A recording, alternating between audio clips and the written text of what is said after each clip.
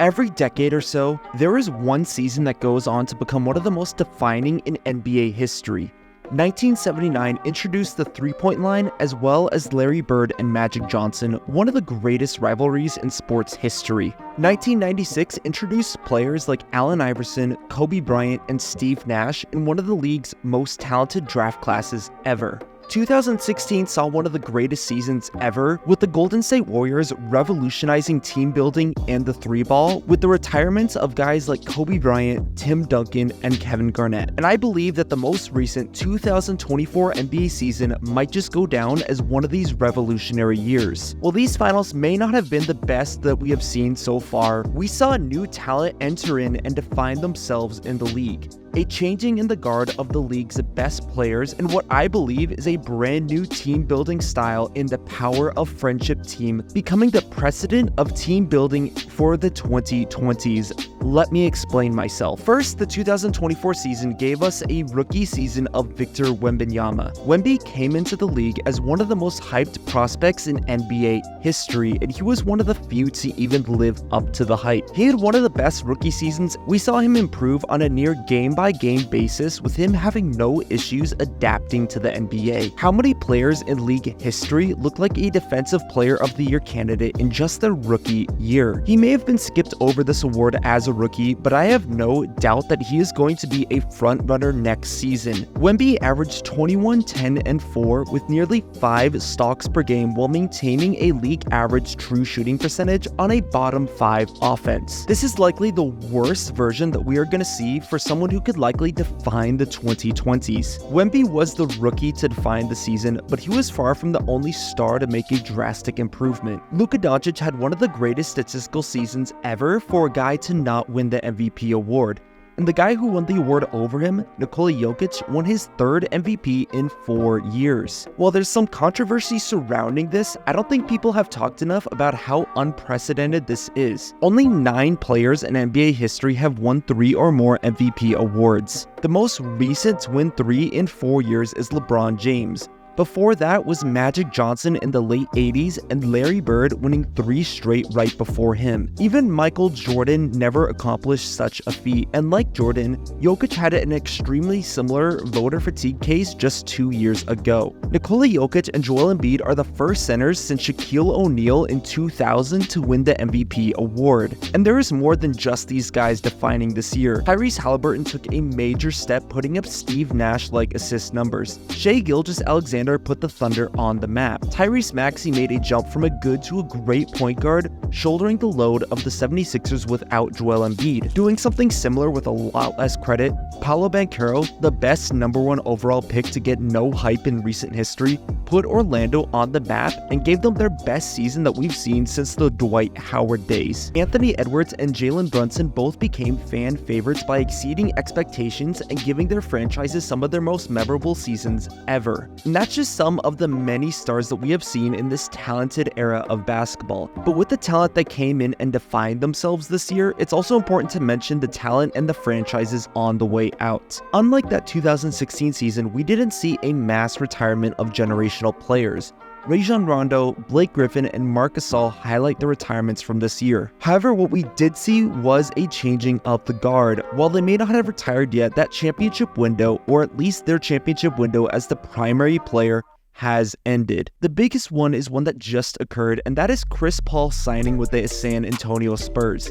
In one of the more confusing moves of the offseason, CP3 is joining Wemby and Pop in San Antonio. While this could help out a future coaching career and the long-term development of Victor Wembanyama, Paul was widely believed to sign with a contender. Even if he just rode the bench, I think most fans would have wanted to see him win a ring. Chris Paul is going to be 39 years old next season, and for the last few seasons, we've been seeing his games played and his minutes drop every single year. We don't know if this is going to be his last year in the NBA, but this offseason was his chance to put himself on a contender, but he didn't, and at least he beat his finals addiction. And for his former teammate Steph Curry, that window also seems over. Just before he signed with the Spurs, the Warriors released Chris Paul, meaning that they traded away Jordan Poole for just about nothing. Curry's longtime teammate Klay Thompson also left his side, signing a lesser deal with the Dallas Mavericks. I like the deal for Dallas and I like them getting that spacing, but I never thought that we would see Klay Thompson in another uniform, and I don't know if this deal puts them over the edge.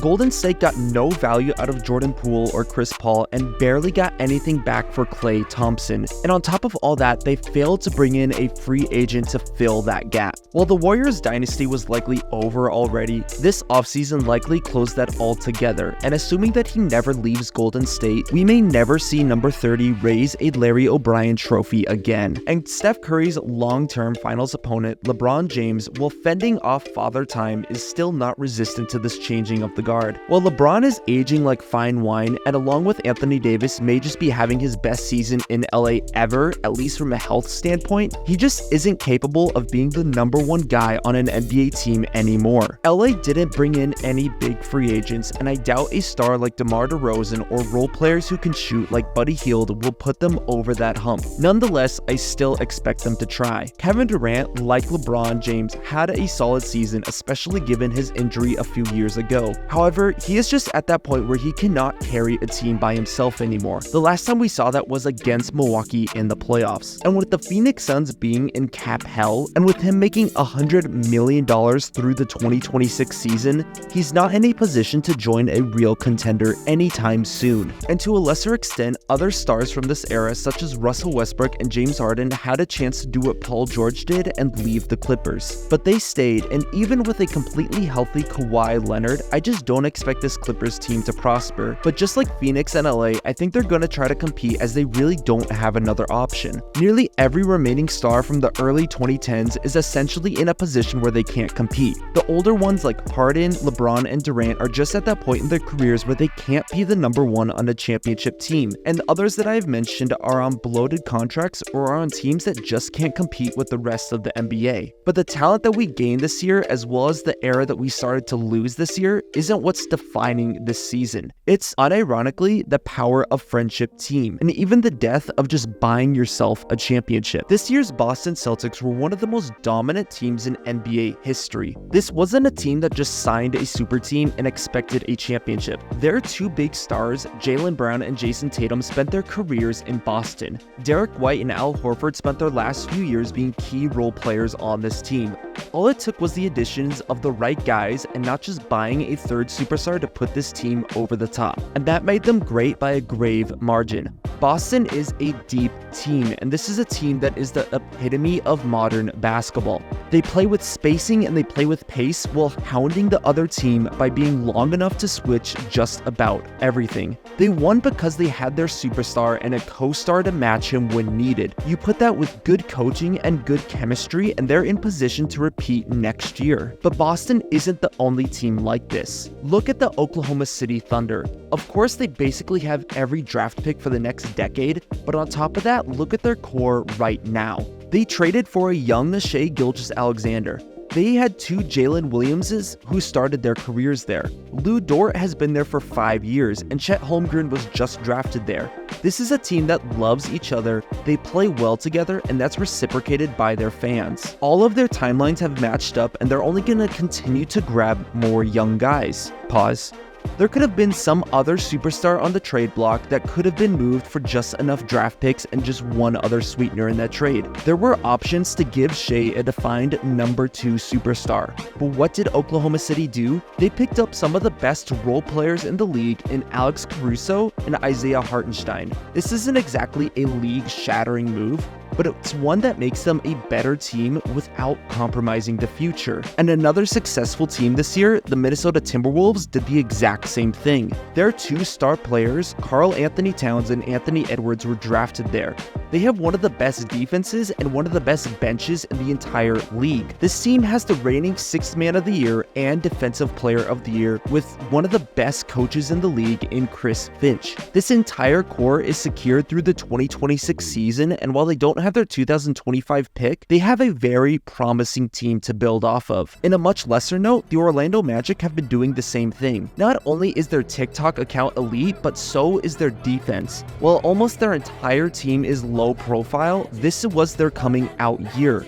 Orlando won 13 more games this year when compared to last year. Paolo Banchero is a do-it-all forward whose carrying honestly reminds me of a younger, slower, but bigger LeBron James. Orlando jumped from the 16th best defense in the league to the 2nd best defense in the league. All they need to do is keep the momentum going, and it would have been very tempting to sign a star to get them over the hump. But what did they do this offseason? Did they sign one of the big-name free agents that would sell tickets and improve their offense? Nope, they made the safe signing, giving them a veteran presence in a 3-and-D player in Kentavious Caldwell-Pope. It wasn't a splash, but it was a good decision. Orlando has 2 first-round picks in both the 2025 and 26 drafts. Banchero is turning just 22 years old next season. There is no reason to rush this rebuild, and I think the last big example of this type of team is the New York Knicks.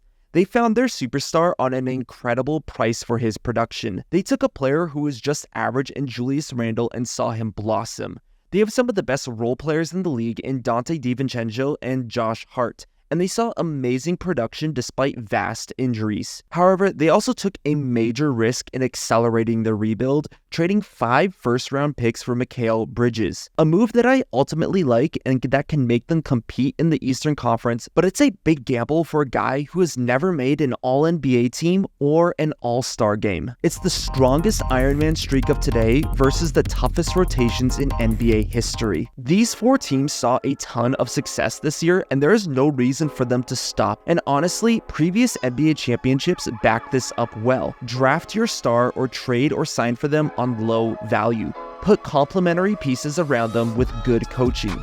In the last decade, not counting the Durant-led Warriors or the 2020 Lakers, nearly every single championship follows this. The 2014 Spurs were the end of their legendary dynasty, and they were led by a drafted guy in Kawhi Leonard. The 2015 Warriors drafted Draymond Green, Steph Curry, and Klay Thompson. The Cavs are kind of an exception, but they also did a great job building their role players around Kyrie and LeBron. The 2019 Raptors upgraded their superstar for Kawhi Leonard, but they also surrounded Leonard with one of the best teams that we have seen from a chemistry standpoint ever. The 2020 Lakers are that exception, and with Durant on the Warriors, this is the only time in the last decade, and even a little before that we've seen a team's best or second best player first year be on a championship winning year. The 2021 Bucks drafted Giannis and traded for Chris Middleton after his first season. They put complementary pieces around him, and the stars aligned for a championship. The 2022 Warriors won with their original core, and adding on to that was Jordan Poole, a guy they drafted in the late first round. The Nuggets' 3 best players in 2023 were all drafted. Nikola Jokic might just be the biggest draft steal in NBA history, and Michael Porter Jr. was another draft steal that other teams probably wouldn't have gotten the same value from. Not to mention they had great role players and a great coach. And the Celtics,